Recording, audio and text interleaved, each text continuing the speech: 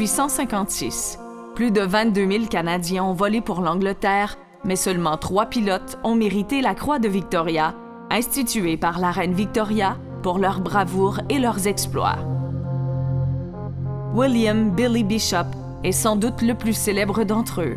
Avec 72 victoires à son actif, il vient au 3e rang des As de la guerre, après le Français René Fonck et le baron allemand Manfred von Richthofen, qui ont accumulé respectivement 75 et 80 victoires. Le 2 juin 1917, Billy Bishop survole les lignes ennemies en route vers Cambrai en France.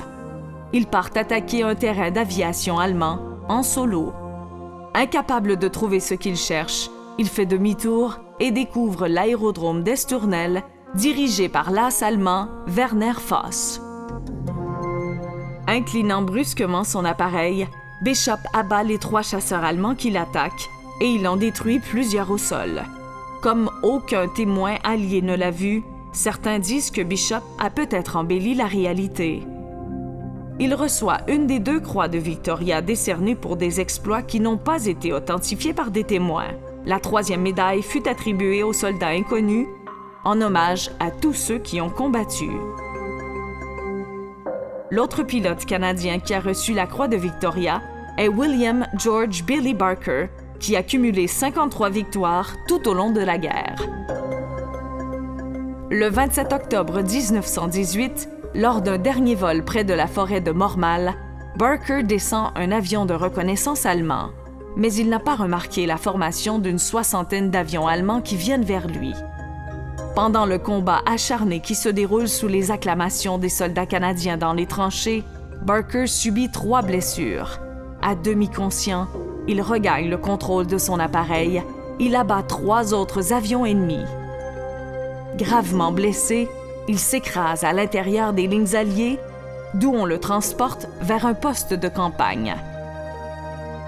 À la fin de la guerre, il est le militaire le plus décoré de l'histoire du Canada. Du haut de ses 18 ans, Alan MacLeod est le plus jeune et le moins connu des aviateurs canadiens qui ont reçu la Croix de Victoria.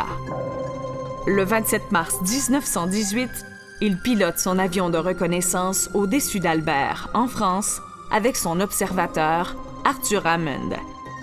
Ils viennent d'abattre un triplan Fokker allemand lorsqu'ils sont attaqués par 7 avions ennemis. Ils en descendent 2 autres. Après avoir été touchés, le réservoir d'essence de leur appareil prend feu. Malgré ses nombreuses blessures, MacLeod sort de l'appareil en flammes et se pose en catastrophe. Il tire son observateur touché 6 fois de la carcasse en feu pour l'emmener en sécurité. Les héros canadiens qui ont reçu la Croix de Victoria font partie de notre patrimoine de la Première Guerre mondiale et prouvent que le courage, ce n'est pas la force de continuer, c'est de continuer quand on n'a plus la force.